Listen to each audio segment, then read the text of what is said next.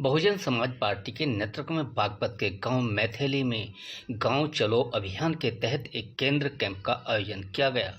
आज केंद्र कैंप के मुख्य अतिथि माननीय शमसुद्दीन साइन साहब जी बहुजन समाज पार्टी समाज के जन्मे सभी महापुरुषों के जीवन पर प्रकाश डाल बहुजन समाज पार्टी क्यों बनी और इसकी आवश्यकता क्यों पड़ी, कार्यकर्ताओं को विस्तार से समझाने वाले लोकसभा 2024 के चुनाव में बागपत सीट जीतकर बहन जी के हाथ को मजबूत करेंगे। बहन जी इस देश की प्रधानमंत्री होंगी।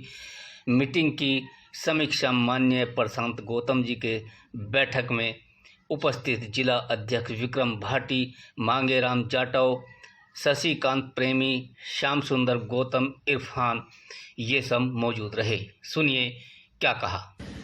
जो सही कमांडर होता है वो अपनी फौज को आकलन करता है कि हमारी फौज मजबूत है कि नहीं है। अगर जिस कमांडर की फौज मजबूत होती है वो बड़े से बड़ी जंग जीतने में आसानी हो जाती है। इसलिए हम लोग बहुजन समाज पार्टी के एक एक जिम्मेदार साथी, मैं पश्चिमी यूपी को पूरे देखता हूँ, उत्तराखंड को भी देखता हूँ, लेकिन मैं क्यों यहाँ आ रहा हूँ? मैं इसलिए माननीय हमारी नेता बहन कुमारी मायावती जी ने हमसे कहा कि शमसुद्दीन राइन अगर आप जाओगे सेक्टर लेवल पर तो जितने भी जिले के कोऑर्डिनेटर हैं, विधानसभा के स्तर के कार्यकर्ता हैं, उनको भी अपनी संजीदगी से, अपनी मेहनत से सोचना पड़ेगा कि हमारे इतने बड़े पदाधिकारी सेक्टर पे आ सकते तो हमें उससे पहले जाना चाहिए, तो वो भी सक्रिय होंगे। आपको भी ऐसा लगेगा कि काम बढ़िया हो रहा है।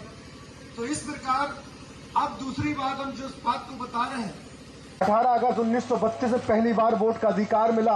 आज वोट के अधिकार से, जब से वो वोट का अधिकार मिला है, आज प्रधान से लेकर प्रधानमंत्री को वोट डालने का मौका आप सबको मिलता है। इसलिए मैं आपसे कहना, बाबा साहब बी आर अम्बेडकर ने वोट रूपी हथियार दिलाने के बाद अंग्रेजों की हुकूमत हुआ करती थी। जब अंग्रेजों की हुकूमत हुआ करती थी तो अंग्रेजों से फिर तक के बात करते थे और सदन में बाबा साहब नहीं पहुंच पाते थे। जब सदन में, जब जैसे 1946 के अंदर खाड़ी में, जो 1946 में जो बंगाल की एक खाड़ी में एक लोकसभा पड़ती थी और उस बंगाल की खाड़ी में चंडाल समाज के लोग और 55% मुस्लिम समाज के लोग रहते थे। उन्होंने बाबा साहब बी आर अम्बेडकर से कहा, बहुत से लोग कह रहे थे हमारे तरफ से चुनाव लड़ो बाबा साहब हमारे तरफ से, क्योंकि वो मान जानते थे कि बाबा साहब बहुत काबिल अच्छे इंसान है, ये न्याय प्रीति है। तो उन्होंने सबकी ये सोचता बाबा साहब हमारी लोकसभा लड़ाए, लेकिन बाबा साहब वहाँ से लड़ना चाहते थे जो सबसे पिछड़ा एरिया होता था, कि वहाँ के लोगों को हम इंसाफ दिला सकें।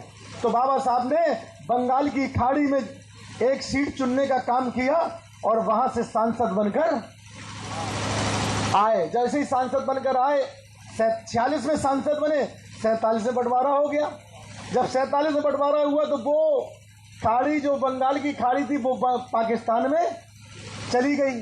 तब बाबा साहब बी आर अम्बेडकर से कांग्रेस के लोगों ने कहा, आप जहाँ से सांसद हो वो तो तुम्हारा पाकिस्तान में चला गया, अब तुम जाओ वहाँ रहो। बाबा साहब बी आर अम्बेडकर ने कहा, हमारे दलित और पिछड़े समाज के लोग इस मुल्क में हैं, हम वहाँ कैसे किसकी वकालत करेंगे, हमें तो यहाँ रहने का अधिकार है।